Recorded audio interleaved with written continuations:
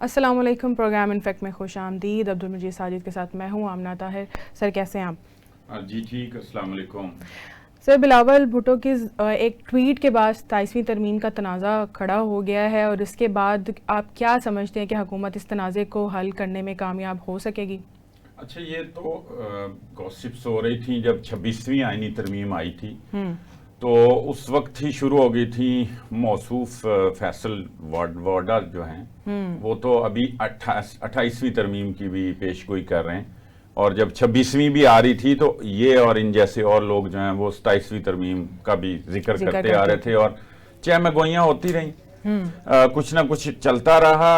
اتنا کانفیڈینشیل انداز میں یہ کام ہوا ہے کہ کہیں نون لیگ کی کوئی ایک میٹنگ ایسی نہیں ہوئی جس میں اس کا ذکر کیا ہو. کیونکہ ابھی کوئی 10-11 دن پہلے احسن اقبال نے ایک پروگرام میں یہ بات کی کہ مطلب 27ویں ترمیم پہ تو کام ہی نہیں ہو رہا، اور اچانک جو ہے یہ ظاہر ہو گیا. اب پتہ نہیں وہ کہاں ہو رہا تھا، کیا نون لیگ ہی کر رہی تھی یا جو کہا جا رہا ہے کوئی کسی اور جگہ سے ہو رہا تھا، یہ اب اندازہ نہیں. اگر ہوا ہوتا تو جس طرح CEC کی کل میٹنگ ہے تو وہاں ڈسکس ہوگا.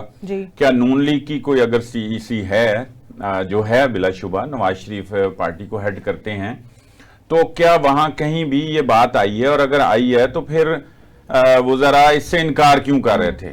اب یہ ایک ہے بات کہ یہ اچانک پھر خاموشی سے کام ہو رہا تھا، اور پھر اچانک جو ہے جیسے ہی بلاول بھٹو سے وزیر اعظم ملتے ہیں تو بلاول بھٹو جو ہے وہ ٹویٹ کر دیتے ہیں. اب اس ٹویٹ میں انہوں نے مندرجات بتا دیے ہیں، اہم جو پوائنٹس ہیں وہ سارے ظاہر کر دیے ہیں کہ کیا شامل ہوگا اور کیا نہیں ہوگا، کیا کیا کرنا ہوگا. انہوں نے اس پہ کوئی چیز ہی بھی نہیں کی کہ یہ 18ویں ترمیم پہ حملہ ہے، یہ صوبوں کی خود مختاری پر حملہ ہے. انہوں نے اس طرح کا کوئی کمنٹ نہیں دیا. انہوں نے صرف ایک انفارمیشن پٹ کر دی، اور وہ دو طرح کی اس میں چیزیں ہیں کہ یا تو وہ اس کے لیے ماحول بنا رہے ہیں کہ یہ نہ ہو، یا پھر وہ اس پہ ذہن سازی کر رہے ہیں.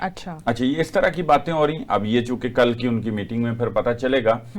اور ساتھ انہوں نے بتایا کہ بھئی آرٹیکل 243 جو اصل اس پوری 27ویں ترمیم کی جان ہے، اور اگر میں کہوں کہ یہ اصل میں اتنا بڑا جو سٹیپ ہے یا اتنا بڑا قدم اٹھایا جا رہا ہے وہ آرٹیکل 243 کی وجہ سے ہی اٹھایا جا رہا ہے. اچھا، اس سے پہلے بہت دفعہ جیسے ہی پیپلز پارٹی کی حکومت گئی ہے، چونکہ یہ 18ویں ترمیم 2010 میں ہوئی تھی، زرداری صاحب صدر تھے اور اس طرح سے یہ سسٹم تھا، گیلانی صاحب وزیر اعظم تھے. تو 2013 میں جیسے وزیر اعظم آئے تو وہ بھی اس بات پہ چاہتے تھے، ان کی مختلف میٹنگ میں اس کا ذکر ہوتا رہا، اور پھر ان کے جانے کے بعد پھر کوئی PTI میں بھی یہ بات چلتی رہی، لیکن کسی نے کوئی ہمت نہیں کی تھی کہ یہ 18ویں ترمیم کو چھیڑا جائے اور دیگر ترامیم جو صاحب اس وقت پروگرام میں ہمیں جوائن کریں عارف چودھری صاحب، سابق صدر ہیں اسلام آباد ہائی کورٹ بار کے. عارف صاحب، بہت شکریہ آپ کا پروگرام کے اندر وقت دینے کا. سر، 27ویں ترمیم کی باز گشت ہے، کس طرح دیکھتے ہیں آپ قانونی طور پر اس کو؟ کیا یہ درست ہے حکومت کے لیے بھی اور ملک کے لیے بھی؟ دیکھیں، بہت شکریہ آپ کا. یہ جو 27ویں ترمیم ہے یہ پاکستان کے لیے اور جمہوریت کے لیے اس سے زیادہ خطرناک اور زہر قاتل کوئی چیز ہو نہیں سکتی. کہ بنیادی طور پر آئین جو آپ کا ہے اس پہ ٹرائیکاٹمی آف پاور کا تصور ہے، تثلیث ہے اقتدار کی، جس میں تینوں ادارے جو ہے مقررہ، عدلیہ اور انتظامیہ علیحدہ علیحدہ ہے. اور دوسرا یہ کہ یہ وفاقی جمہوری آئین ہے، اور 1973 کے آئین کے تحت آپ کا وفاق جو ہے وہ قائم ہے. اور یہ خطرہ ہمیشہ سے رہا ہے کہ اگر 1973 کا آئین نہ رہا تو وفاق کو شدید خطرات لاحق ہوگی. اب ہوا یہ ہے کہ دنیا میں تو ایسا ہے کہ امریکہ میں 250 سال میں 27 ترامیم آئی ہے کانسٹیٹیوشن کے اندر، اور آپ نے 2.5 سال کے اندر اتنی ترامیم آپ لے آئے ہیں. اب اس میں پہلی ترمیم جو 26ویں تھی وہ کافی زیادہ یہ سمجھے کہ آپ کے جڑوں کو ہلا دینے والی تھی، جس نے عدلیہ کو بالکل بے بس کر دیا، اور یعنی تمام ادارے جو تھے وہ بالکل یعنی اس طرح ہو گئے کہ وہ انہیں آپ جمہوری نظام کے ماتحت چلتا ہوا نہیں دیکھ رہے تھے. لیکن اس کے ساتھ ابھی جو یعنی مقتدرہ کی خواہش تھی وہ انہیں یہ نظر آ رہا تھا کہ تھوڑی بہت یہ جو جب 26ویں آئینی ترمیم پہ بحث شروع ہوئی تو بہت سارے سوالات تھے جس کا جواب جو تھا وہ 26ویں آئینی ترمیم کو پریزائڈ اوور کرنے والے ججز کے پاس نہیں تھا. اور دوسرا یہ تھا کہ وہ سمجھتے تھے کہ ابھی بھی ایک تو اس سے زیادہ بڑی بات میں آپ کو عرض کروں گا جو سب سے اہم بات ہے، لیکن اس سے پہلے میں اس کے ساتھ ضمنی باتیں جو ہے وہ عرض کر دوں. تو کوشش یہ کی گئی کہ بھئی اب آپ کو ان سے مکمل طور پہ جان چھڑائی جائے، چونکہ ایک طرف 5 ججز جو اسلام آباد ہائی کورٹ کے ہیں وہ موجود ہیں اور وہ جا کے اپنے آئینی حقوق کی بات کر رہے ہیں، اور دوسری طرف یہ ہے کہ یہ جو 6 سے کام چلا تھا اب بہت مشکل کے باوجود 5 تو ابھی تک قائم ہے. اور دوسرا یہ ہے کہ کوئی نہ کوئی جج جو ہے کہیں نہ کہیں سپریم کورٹ کے اندر بھی اپنی آزادی اور خود مختاری کا مظاہرہ کر دیتا ہے، اور اس سے حکومت جو ہے وہ اپنے تو آپ کو امبیرس فیل کرتی ہے. تو اس سے مکمل طور پر نجات حاصل کرنے کا یہ طریقہ ہے کہ بجائے آئینی بینچ کے اس کو آپ آئینی عدالت کا روپ دے دیں تاکہ ان کے پاس ایسا اختیار ہو. اب تو انہیں کہا جا رہا ہے نا جی کہ آپ سپریم کورٹ کے طور پر ایکٹ کریں، اور سپریم کورٹ کے طور پر ایکٹ کرتے ہوئے فل کورٹ جو ہے وہ کانسٹیٹیوٹ کرے جو 26ویں آئینی ترمیم کو سن سکے. تو حکومت کی اقتدار والوں کی یہ خواہش ہے کہ وہ 26ویں آئینی ترمیم کو سے بھی آگے بڑھ کے 27ویں آئینی ترمیم لا کر ایک علیحدہ کورٹ آئینی کورٹ بنا دے جس میں یہ ہو کہ تمام معاملات جو ہیں وہ وہی اسی آئینی کورٹ کے پاس جائے، اور یہ سوال ہی نہ اٹھ سکے کہ اس کے علاوہ فل کورٹ جو ہے وہ سن سکتی ہے اور وہ کسی ترمیم کو غیر آئینی قرار دے سکتی ہے. اسی لیے یہ ججز کی ٹرانسفر کا بھی ہے معاملہ، چونکہ یہ 5-6 لوگ عدلیہ کی آزادی کی بھی بات کرتے ہیں. ہاں، وہ عدلیہ کی آزادی کی بات کرنے والے لوگ جو ہے وہ بھی انہیں بالکل چپ رہے ہیں اور انہیں پسند بالکل نہیں ہے. اس سے زیادہ کوشش ان کی یہ ہے کہ جو آئینی عدالت بنے گی اس آئینی عدالت کے اندر آپ ججز بھی مجھے تو یوں لگتا ہے کہ یہ جو ہمارے دوست جنہوں نے اپنی بار کی قربانی دی ہے کہ الیکٹ ہو کے سارا کچھ قربان کر دیا، ان کو اکاموڈیٹ کریں گے، اور شاید ان میں سے کچھ لوگوں کو بھی وہ جج کے طور پر لائیں گے، اور کچھ سابق جج جو ہے جن کی وفاداریاں انہوں نے دیکھی ہے ان کو لائیں گے. تو ایک ایسی نام نہاد قسم کی عدالت ہوگی جس کا نام تو آئینی عدالت ہوگا لیکن عملی طور پر وہ یعنی آئین کے خلاف کام کرنے والی ہوگی، جس طرح آپ نے اس آئینی بینچ کو دیکھا کام کرتے ہوئے. لیکن سب سے زیادہ امپورٹنٹ جو ہے وہ جو اس میں آرٹیکل 243 ہے. 243 جو ہے وہ ڈیل کرتا ہے بیسیکلی آپ کی افواج کو، کہ افواج کا سربراہ کون ہوگا، سپریم کمانڈر کون ہوگا، اور اس کے بعد جو افواج ہے ان کا تقرر جو ہے ان کے چیفز کا وہ کس طرح ہوگا، اور ان کی مدت ملازمت کیا ہوگی. یہ ساری کی ساری چیزیں جو بیسیکلی 243 کے تحت ہے. تو اس میں ترمیم کرنے کی جو ضرورت محسوس ہو رہی ہے وہ یہ ہو رہی ہے کہ صرف ایک فیلڈ مارشل جو ہے وہ سپریم کمانڈر ہو، اور ان کی جو مدت ملازمت ہے وہ تاحیات ہو، اور جس کو چاہے جس پوزیشن پہ بھی لانا چاہے وہ لے آئے، اور جس کو جہاں سے ہٹانا چاہتے ہیں وہ ہٹا دے. اور عدلیہ کے معاملے میں یہ ہے کہ اگر عدالت میں کوئی کیس چل رہا ہے اور آپ سمجھتے ہیں کہ کوئی تھوڑا بہت کوئی آبزرویشن اس طرح کی آتی ہے جس سے تاثر یہ ملتا ہے کہ جج صاحب جو ہے یہ عوامی مفاد میں کوئی فیصلہ ایسا کر سکتے ہیں جو مقتدرہ کو ناپسند ہو، تو جج صاحب کی ٹرانسفر ایک صوبے سے دوسرے صوبے میں کر دی جائے. یعنی جس کا کوئی تصور نہیں تھا، چونکہ بنیادی طور پر یہ عدالتوں کو تحفظ دیا گیا تھا خاص طور پہ ہائی کورٹ کو، کہ ہائی کورٹ کے ججز جو ہے انہیں یہ خطرہ نہ ہو کہ انہیں جس طرح انتظامیہ کے جو لوگ ہوتے ہیں انہیں کہیں سے کہیں تبدیل کر دیا جاتا ہے، انہیں تبدیل نہ کیا جا سکے، اور اس خطرے کے نہ ہونے سے عدلیہ کی آزادی گارنٹی ہوتی تھی.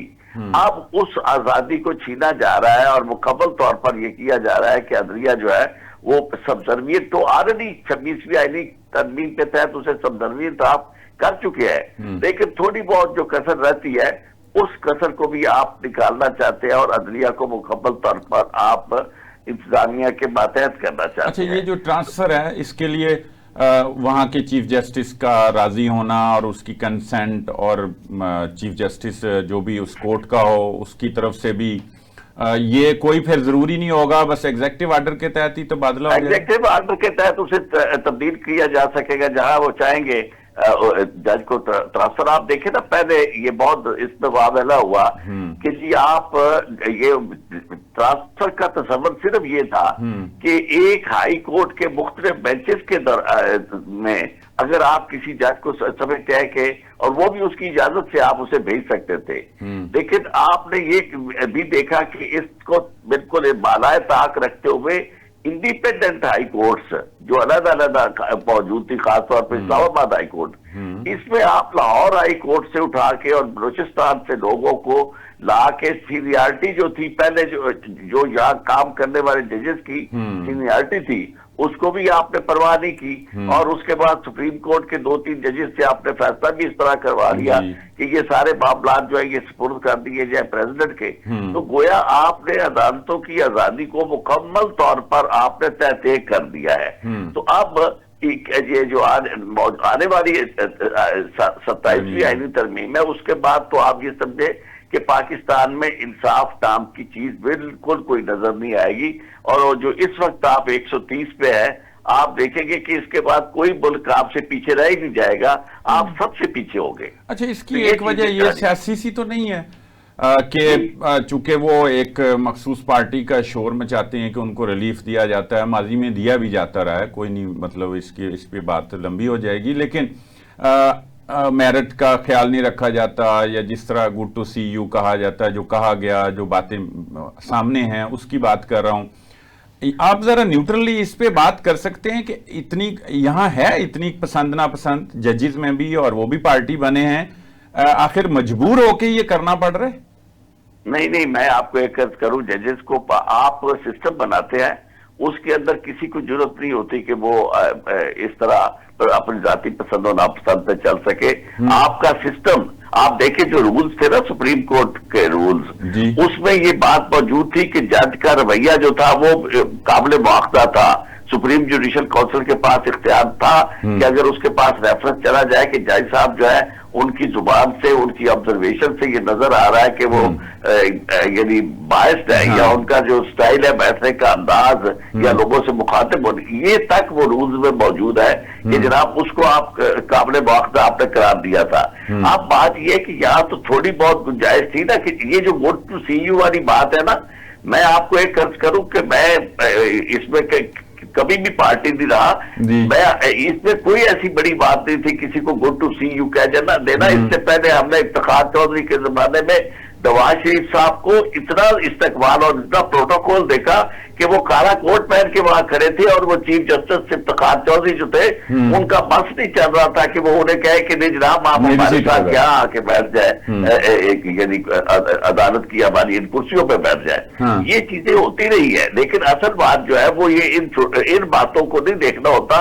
اصل بات یہ دیکھنی ہوتی ہے کہ آپ نے سسٹم ایسا کرانا ہے کہ جہاں قائم کرنا ہے کہ جہاں عدلیہ جو ہے وہ آپ کو انڈیپینڈنٹ نظر آئے اور فیصلے کرتے ہوئے ان میں کوئی اس طرح کا جھکاؤ نہ ہو. یا لیکن آپ نے تو یہ کیا کہ عدلیہ کو اتنا بے بس کر دیا کہ ان کے جناب ہاتھ پاؤں کاٹ کے رکھ دیے.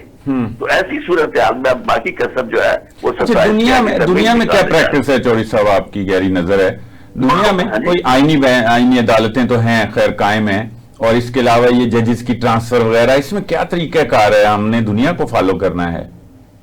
پہلی جو امپورٹنٹ بات ہے وہ یہ کہ جب آپ جج کو اپوائنٹ کرنے کا اور ہٹانے کا طریقہ جو ہے یہ سب سے پہلے یہ ہے دنیا میں بہت امپورٹنٹ کہ اب امریکہ میں آپ یعنی ججز جو ہے ان کی اپوائنٹمنٹ کرتا پریزیڈنٹ یعنی وہاں، لیکن اس کے لیے بیسیکلی یہ ہوتا ہے کہ نام جو ہے فلوٹ کر دیے جاتے ہیں، اور وہ نام جو ہوتے ہیں اس پہ تنقید بھی آتی ہے تمام اداروں کی، اور پھر جوڈیشری کمیٹی ہوتی ہے اس کی سینٹ کی جو اس پہ باقاعدہ बहस और तमीज करती है उनके करेक्टर के ऊपर 2-3 चीजों पे। एक उनका इंटेलेक्चुअल कैलिबर और इंटेलेक्चुअल ऑनेस्टी, और दूसरा उनका जो अदरवाइज उनके मॉरल मामलात है। इसकी कई मिसालें हैं। आप रॉबर्ट बोर की मिसाल थी इंटेलेक्चुअल कैपेबिलिटी के हवाले से कि वो बहुत इंटेलिजेंट थे, लेकिन उनके फैसले जो थे बहुत ज्यादा कंजर्वेटिव साइड पे थे और मजदूरों के लेबर यूनियन के खिलाफ थे। तो उनकी वो जो डोमिनेशन थी वो बिल्कुल टर्न डाउन हो गई। इसी तरह फिर उसके बाद थुरगन मार्शल की जगह थॉमस क्लेरस की अपॉइंटमेंट थी, और वो उनका मामला जो था वो मॉरल टर्पीट्यूड के हवाले से चला। अनीता हिल वाला केस बड़ा इंपॉर्टेंट है, जहां बाकायदा सेनेट की जुडिशरी कमेटी ने हियरिंग की और उन्होंने उसको एक वोट से जो है कंफर्म किया। तो इसी तरह इंडिया के अंदर जो नॉमिनेशन है या वो तरीकेकार है वो बिल्कुल वही बना जो हमारे यहाँ था। यदि अभी तक वो चल रहा है कि जजेस जो है उनकी अपॉइंटमेंट जो है वो खुद जजेस ही करते हैं, जिस तरह 18वीं तरमीम से पहले था। और बल्कि 19वीं तरमीम में उन्होंने वो इख्तियार हासिल कर लिया जजेस ने कि जनाब वो चूंकि चीफ जस्टिस जो था वो उसकी सेहत ज्यादा थी। अब मौजूदा 26वीं आईनी तरमीम के तहत आपने ये कर दिया है कि उसमें चीफ जस्टिस की भी कोई अहमियत नहीं है, उसमें जजेस की भी कोई अहमियत नहीं है। आप जो आपकी हुकूमत वक्त है उसकी जो कमेटी है तादाद जुडिशल कमीशन में ज्यादा होती है, तो जो जिसे वो चाहते हैं वो अपनी उस एक्सरियत के साथ यानी उसे वो जज बना देते हैं। तो उसमें वकला की भी नुमाइंदगी है। ये वकला क्या बिके मैं आपको एक अर्ज करूं, नुमाइंदगी वकला की जरूर है, लेकिन वो उसका असर कोई नहीं है, चूंकि तादाद जो है बेसिकली वो ज्यादा उन लोगों की है जो हुकूमत की नुमाइंदगी करते हैं। खासतौर पे आप देखें उसमें अटॉर्नी जनरल का वोट है, उसमें लॉ मिनिस्टर का वोट है जी, वो उनकी मतलब आप अंदाजा करें ना कि इसका कोई तस्वर नहीं किया जा सकता। वो नुमाइंदे किसी के नहीं है, यानी इलेक्टेड नुमाइंदे नहीं है। ठीक है। आपने अगर उसे बनाना है तो उसको कोई ना कोई आपको दुनिया में मुरवजा जो तरीकेकार है नॉमिनेशन का वो, और उसके बाद उसके ऊपर पूरी हियरिंग हो। बहुत सारे ऐसे वकला है जिनका अपना किरदार बिल्कुल काबिल मुआखजा होता है और बहुत सारे उस पर गुफ्तगू हो रही होती है, और वो वही जो है वो अपनी खुशामद की वजह से उन्हें जज बना दिया जाता है। तो अगर जजेस की ये जो आपने बात की थी बेसिकली उस कंटेक्स्ट में मैं बात कर रहा हूँ कि दुनिया में बाकी क्या होता है। वहां चूंकि जजेस जो है उनकी क्रेडिबिलिटी और इंटेग्रिटी की बुनियाद पर उन्हें जज बनाया जाता है, लिहाजा जब वहां बनती है वो आईनी अदालत बनती है तो वो आईनी अदालत वाकई आईनी अदालत होती है। वो इस तरह की अदालत नहीं होती कि जनाब जिसको जो चाहे उसे कहे कि जनाब आपने कोई फैसला, अब हमारी आईनी बेंच जो बना था इस आईनी बेंच ने तो वो तमाम मामलात चाहे वो फौजी अदालतों का मामला था या इनकी जजेस की सीनियरिटी का मामला था, वो सारे के सारे जो फैसले थे वो वही किए जो मुख्तविरा को दरकार थे। तो इस तरह और उनकी इंटेग्रिटी और उनकी जो चीजें था सारी अमल था वो सारे का सारा लोगों के सामने नजर आ रहा था। फिर ये तो सवाल पैदा होता है, ये जो ज़ाहिर है जब जजेस को लगाया जाता है, तैनात किया जाता है, ये सिलेक्शन होती है, एक तो ये भी तो ज़ाहिर है ये पाकिस्तान का मुआशरा है, यहाँ सिलेक्शन तो इसी तरह की होती आ रही है, तो ये तो है पसंद नापसंद। तो इस सिस्टम को ही ठीक किया जाता है तो ये सारी आईनी अदालतें और इस तरह के ट्रांसफर और ये करना ही ना पड़े, तो क्यों ना जड़ को पकड़ा जाए कि ये सिस्टम। मैं आपको एक करूं, जड़ को अगर आप पकड़ेंगे ना तो सबसे पहले आपको जो गवर्नेंस का सिस्टम है वो दुरुस्त करना पड़ेगा। उसके लिए जमहूरी अगर निजाम है तो आपको इंतखाब शफाफ करवाने होंगे और जो लोगों के सही मानों में नुमाइंदे हैं उन्हें इख्तियार देना होगा, पार्लियामेंट में वो बैठे होंगे, तब मामला दुरुस्त होंगे। ये इसके अलावा कोई रास्ता नहीं है। हमारे यहाँ जो कुछ हो रहा है वो ये हो रहा है कि सारे अरसे में कभी भी सिवाय चंद सालों के अदरवाइज कभी भी जमहूरी हुकूमतें कायम हुई नहीं। जमहूरी हुकूमतें कायम ना होने का नतीजा यह है कि आपने लोगों को, चूंकि वो किसी की ब्लेसिंग से आती हैं, तो जिनकी ब्लेसिंग होती है ज्यादातर तो जजेस की अपॉइंटमेंट में उन्हीं का रोल होता है, और बाकी अगर कोई थोड़ा बहुत रह जाता है तो सियासी पार्टियां जो है वो अपने पसंदीदा और ब्लेसिंग में बाजवा साहब ने भी करवाई थी ना जी कुछ। हाँ जी, बाजवा साहब भी तो करवा गए कोई 2-1 जजेस। हाँ, बाजवा साहब उससे पहले आप देखें जब इस्लामाबाद हाईकोर्ट बन रही थी तो उस वक्त जो ISPR के डायरेक्टर जनरल थे वो जो भी उस वक्त कुरैशी साहब, उनका अपना करीबी अजीज जो था उसे जज बनाया गया।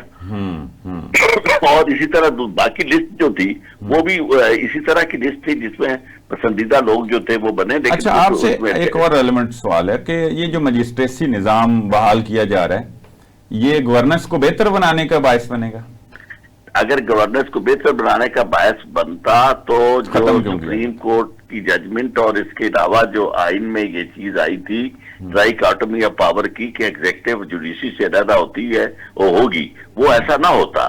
یہ بنیادی طور پر ایگزیکٹو کو اختیار دینے کا مطلب یہ ہے کہ آپ وہی سسٹم واپس لا رہے ہیں کہ یہ جو اختیار ان کے پاس ہو کہ ایک طرف آپ پیکا جیسے قانون بنائیں اور اس کے بعد اختیار میجسٹریٹ کو دیں جس کو خود آپ نے اپوائنٹ کیا ہوتا ہے کہ لو جناب اس بندے کو فوری طور پر سزا بھی دے دو. یہ ایک انداز کا مارشل لا ہے اور یعنی اس کا نام آپ جو بھی رکھیں اس میں جو جمہوری اور سیاسی عمل ہے وہ مکمل طور پر قتل کیا جا رہا ہے اور لوگوں کی آزادیاں سلب کرنے کا بہترین طریقہ یہ ہے کہ ان کے خلاف سخت قسم کے قوانین بنائے جائے اور پھر انہیں سزائیں دلوانے کے لیے آپ کو مروجہ عدالتی طریقہ کار کے مطابق جانے کی بجائے سیدھا سیدھا میجسٹریٹ جو ہے جو ایگزیکٹو میجسٹریٹ انہی کے پاس اختیار اور وہ لوگوں کو سزائیں بھی دے دے اور آگے یہ لوگ غلطے سنتے رہے آپ نہ کوئی صحافی بول سکے نہ وکیل بول سکے.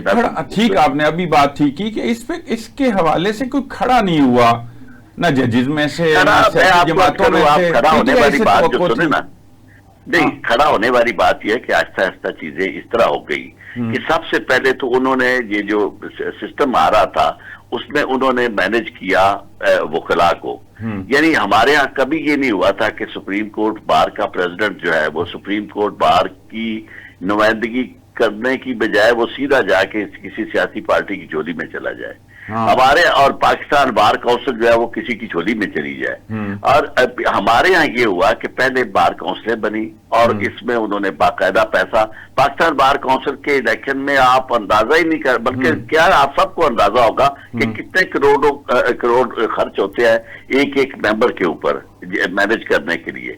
تو جب وہ پیسے دے کے اس کے بعد کرتے ہیں سہیل آفریدی بھی کوئی 42 کروڑ روپے دے آئے تھے یہ بھی دیتے ہیں یہ کیا کریں گے اس پہ کہاں سہیل آفریدی اور کہاں پاکستان بار کونسل کی میں بات کر رہا ہوں. جی درست ہے لیکن کرتے ہیں نا. نہیں میں پاکستان بار کونسل کی بات کر رہا ہوں اور آپ سہیل آفریدی کی بات کر رہے ہیں درمیان میں. میں آپ کو یہ آپ نے جو سوال کیا تھا نا میں اس کا جواب دے رہا ہوں کہ آپ نے کہا جی کوئی کھڑا کیوں نہیں ہو رہا. اس لیے کہ سب سے پہلے وکلاء کے اندر ڈویژن پیدا کی گئی اور انہیں آپ دیکھیں کہ یہ الیکٹ تو ہم نے کیا تھا اس کو انڈیپینڈنٹلی الیکٹ ہوا تھا یہ جو ہمارا پریزیڈنٹ اس وقت اسلام آباد ہائی کورٹ کا ہے لیکن وہ اگلے دن کھلے عام پیسے دے کر اس کے بعد وہ حکومت کے حق میں چلا گیا. اس نے کہا 26ویں کیا 27ویں آئینی ترمیم بھی مجھے قبول ہے. اس وقت ابھی تصور بھی نہیں تھا کہ آ رہی ہے یہ نہیں آ رہی ہے. تو بات یہ ہے کہ یہ ساری چیزیں مینج کی گئی ہیں اور ادارے آپ مجھے یہ بتا دیں کہ صحافیوں میں کیا سکت رہے گی. یہ کوئی ہے جو بول سکے یہی آپ کھڑے ہونے والی بات صحافی نہ صحافی بول سکتے ہیں نہ وکیل بول سکتے ہیں. کوئی ادارہ کوئی بندہ رہ ہی نہیں رہ گیا. اس کی وجہ یہ ہے کہ ہر شخص کو پتا ہے کہ جب آپ گفتگو کریں گے تو اس کے بعد نہ آپ کی عزت محفوظ ہے نہ جان ہے نہ مال ہے اور یہ درست ہے گھر تک پہنچیں گے. ہاں جی ٹھیک کہہ رہے ہیں بالکل. ہاں ادھر خوف جو ہے اس خوف کو آپ یعنی لیگل کور دینے کے لیے کہ جناب یہ سارے کا سارا جو ہے آئینی اور قانونی طریقے سے ہو رہا ہے. اب آپ 27ویں ترمیم لا رہے ہیں ورنہ دنیا میں ایسا کوئی تصور ہی نہیں ہے کہ ہر چیز جو ہے وہ غیر منتخب لوگوں کے ہاتھ میں چلی جائے.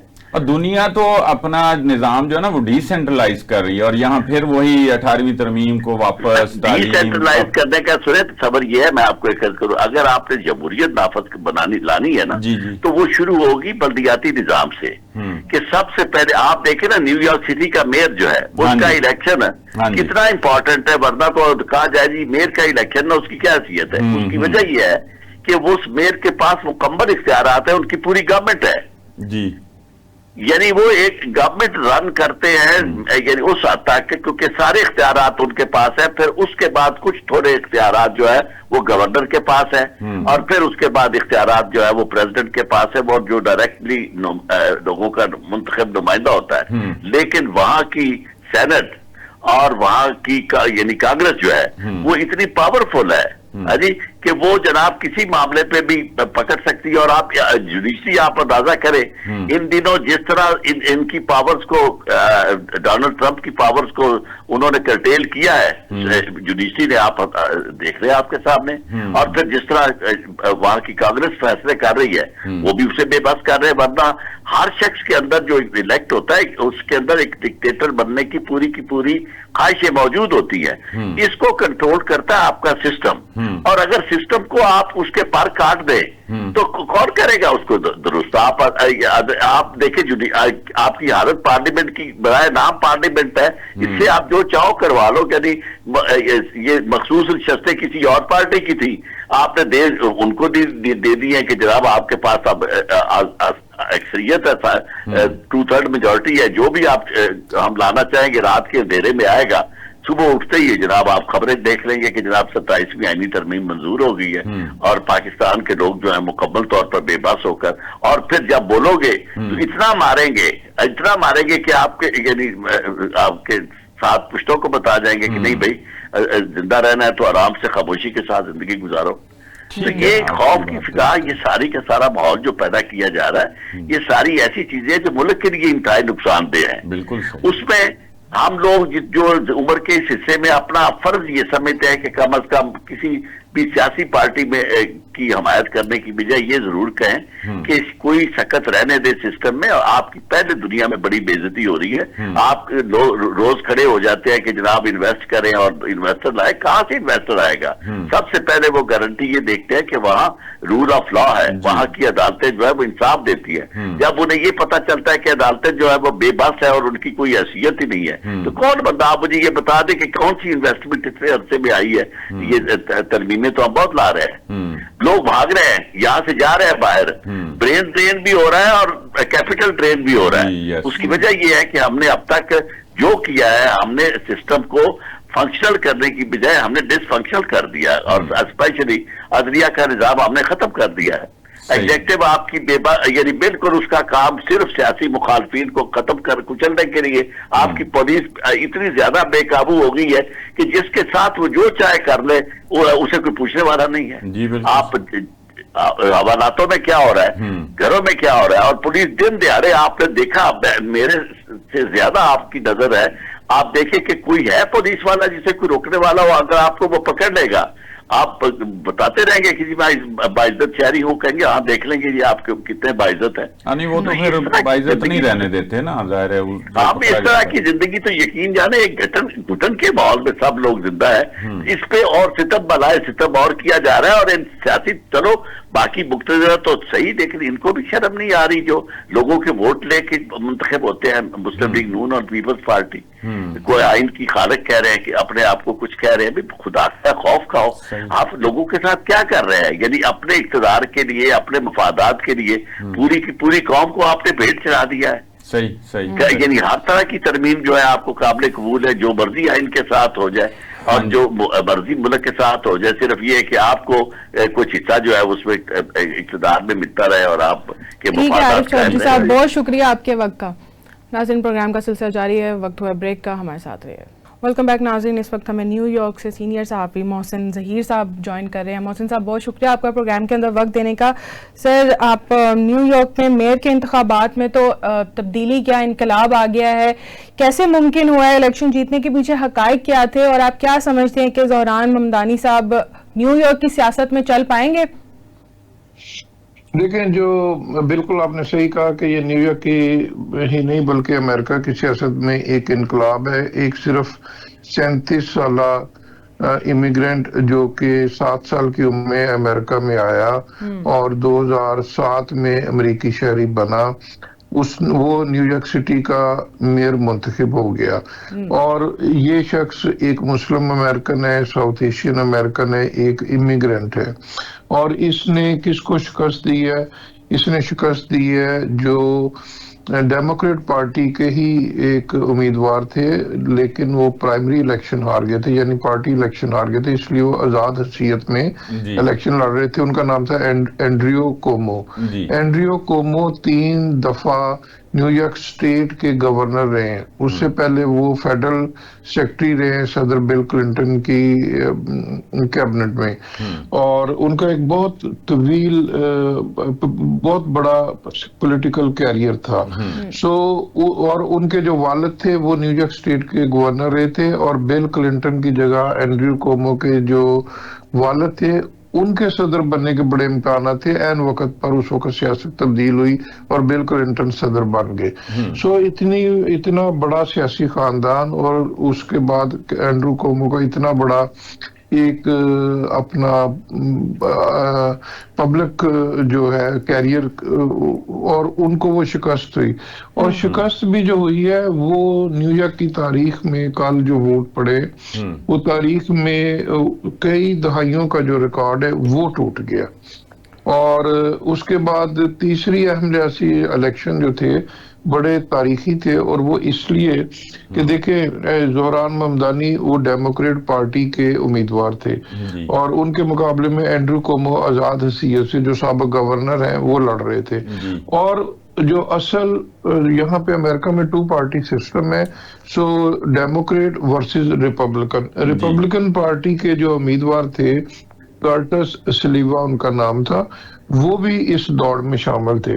सो कल जो इलेक्शन हुआ उस इलेक्शन में सदर डोनाल्ड ट्रंप, जिनका ताल्लुक रिपब्लिकन पार्टी से है, अमेरिका में इस वक्त वो इंतहाई मजबूत सियासी लीडर है, उन्होंने इस इलेक्शन से 24 घंटे पहले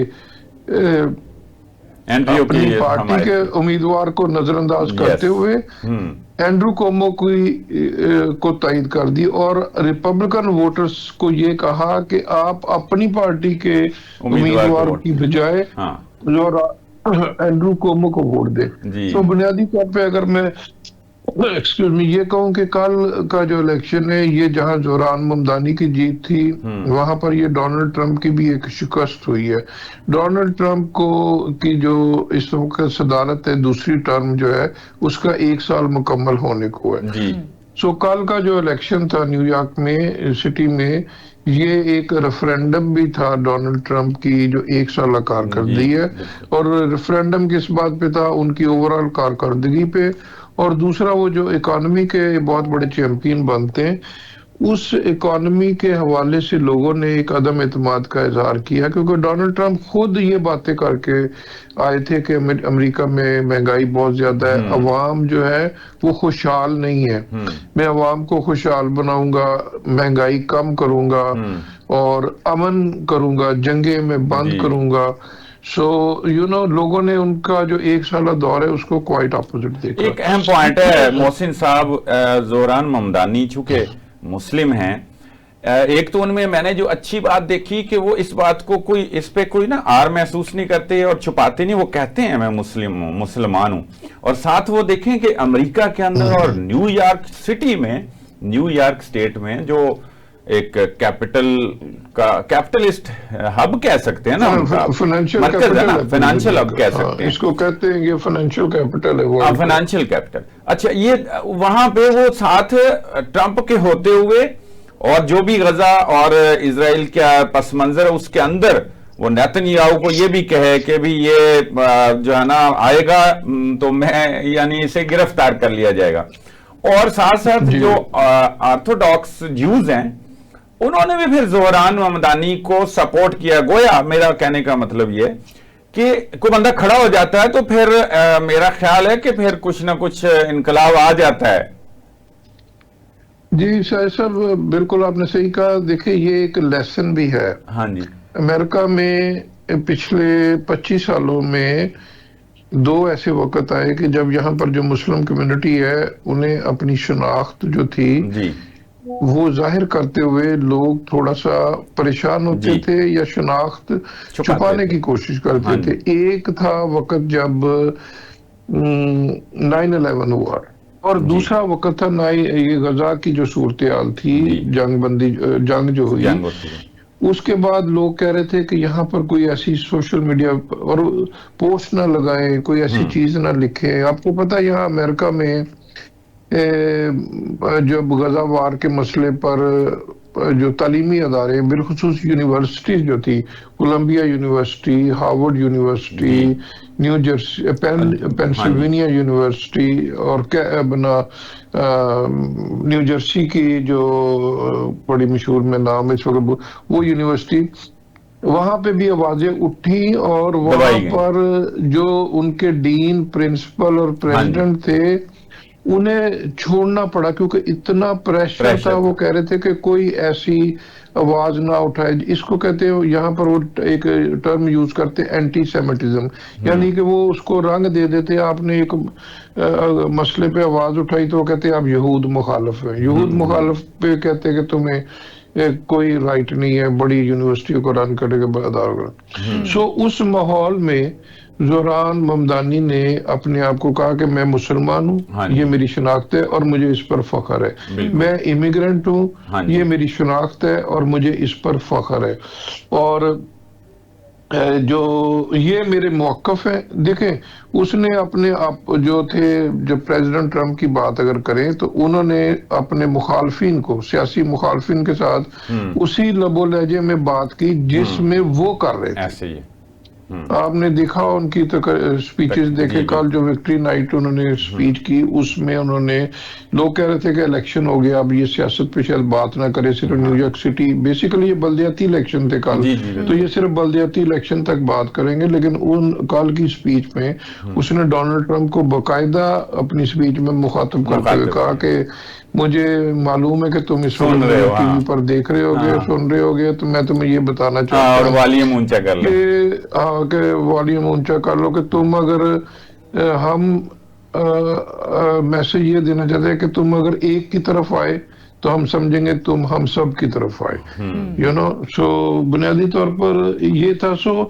ये सियासत के एक, मैं ये समझता हूँ कि एक ऐसी न्यूयॉर्क सिटी की तारीख ऐसी रकम हुई है कल कि जिसकी मिसाल नहीं मिलती। एक सिर्फ हम तो यूं भी फील कर रहे हैं ना, वो जो रोटी कपड़ा और मकान, जाहिर है यहाँ भी वो एक भुट्टो साहब का नारा था, तो हमें ऐसे ही लग रहा है जैसे वहां भी कोई जो है ना, मतलब सोशलिज्म का कोई जरा अच्छा सोशलिस्ट नजरिए का एक हामिल जो है ना बंदा आ गया है। तो वही ऐसे लग रहा है पाकिस्तान है जैसे एक।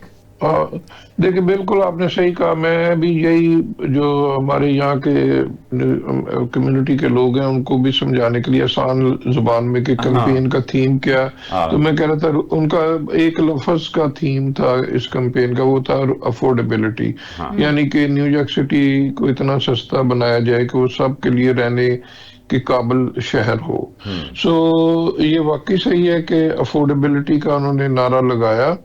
और इनकी जो पिछले ये जो कैंपेन थी, मैं बड़ी इसको कवर करता रहा और बड़े माइन्यूटली इसका मुशाहिदा करता रहा, और मैं लोगों को कहता था कि यार इसकी रैलीज में देखो जो कौन लोग आपको नजर आ रहे चेहरे, तो नॉर्मल वो यंग बच्चे थे, स्टूडेंट थे, उनके वालिदैन थे, मिडिल क्लास लोग थे।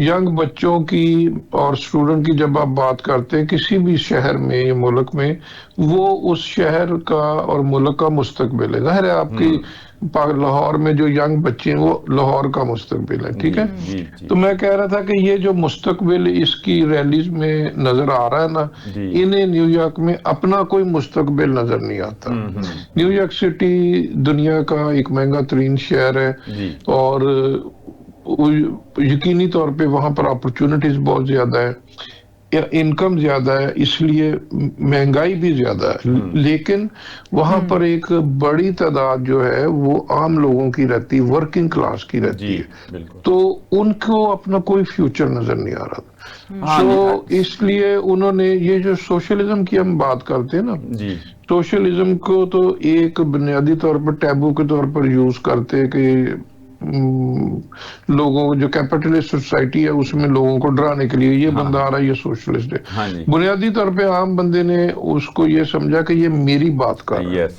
यस, जो मेरे मसले मसाइल हैं, मेरे जो फ्यूचर के बारे में जो परेशानियां है, ये मेरी जुबान बोल रही है। हाँ जी, उन्होंने मिडिल क्लास जो को जीते वो मुतवज्जो भी किया। इसीलिए जीते थे, इलेक्शन जो इसीलिए जीते थे, गोरे आम जो समझते थे यार ये हमारी जुबान, हमारी तर्जुमानी कर रहा है, बिल्कुल है। तो दूसरा मैं आपको एक और, अगर आपको मैं 1 मिनट अपडेट करना चाहता हूँ, वो बड़े इंपॉर्टेंट, कल का इलेक्शन देखे न्यूयॉर्क में, दुनिया में आप लोग सिर्फ न्यूयॉर्क सिटी को फोकस किया आपने और उस पर तवज्जो थी। कल जो इलेक्शन हुआ न्यूयॉर्क सिटी के साथ अमेरिकी रियासत है न्यू जर्सी, वहाँ गवर्नर का इलेक्शन हुआ। फिर वाशिंगटन डीसी जो अमेरिका का कैपिटल है उसके साथ रियासत है वर्जीनिया, वहां भी गवर्नर का इलेक्शन हुआ। न्यू जर्सी में डेमोक्रेट गवर्नर था और उसके लूज होने के बहुत ज्यादा इम्कानात जाहिर किए जा रहे थे, और वहां पर जो रिपब्लिकन उम्मीदवार था वो सदर ट्रंप की डिटो कॉपी था। सो उसके कामयाबी के बड़े इम्कान जाहिर किए जा रहे थे। जैक चिटरैली वो कल हार गया, वो बड़ा सेटबैक पहुंचा। सदर ट्रंप चाहते थे कि न्यू जर्सी हमारे पास वापस आए। वर्जीनिया में रिपब्लिकन सिटिंग गवर्नर था, उसको एक खातून ने हरा दिया जो कांग्रेस वुमेन थी, एबिगेल, और वो वर्जीनिया स्टेट की पहली मुंतखब खातून गवर्नर मुंतखब बन गए। उनके साथ जो जैसे हमारे वाइस प्रेसिडेंट लेफ्टिनेंट, वो क्या लिeutenant, लेफ्टिनेंट को यहाँ पे लिeutenant बोलते हैं, प्रोनाउंस बिल्कुल ठीक है, ठीक प्रोनाउंस कर। लिeutenant गवर्नर जो थी गुजाला हाशमी, वो हैदराबाद इंडिया से है, और उनके शौहर कराची से है। और वो एक टीचर है, नमाजी परीजी खातून है, बड़ी सादा आम, वो सादा मंशी खातून है, वो भी उनके साथ कल कामयाब हुई। सो वो एक और हिस्ट्री बनी है। और इसी तरह अमेरिका की जो एक बड़ी रियासत है कैलिफोर्निया, वहां पे एक बड़ा सेटबैक ये पहुंचा कि वहां पे भी एक किस्म का रेफरेंडम था हल्का बंदियों के हवाले से। सो गवर्नर वहां पे हल्का बंदियां कराना चाह रहे थे और रिपब्लिकन उसको वोट आउट करना चाह रहे थे, तो वहां पे भी एक बड़ी शिकस्त हुई, वो भी कामयाब हुए। मतलब 1 साल में रेफरेंडम हो गया जो भी ट्रंप साहब कर रहे थे। हाँ जी। और ये इसका जो है ना एक दूर पूरे नेशन वाइड अब इम्पैक्ट जो है, वो सियासी जो पंडित है वो कहते हैं इसका एक नेशन वाइड इम्पैक्ट आएगा, और अगले साल अमेरिका में मिड टर्म इलेक्शन होने जा रहे हैं, और दोनों पार्टियों के लिए ये इलेक्शन बड़े अहम है ये। जी ठीक है, बहुत शुक्रिया मोहसिन ज़हीर साहब आपके वक्त का। साई साहब आपका बहुत शुक्रिया। नाज़रीन, आपसे मुलाकात होगी अगले प्रोग्राम में। अल्लाह हाफिज।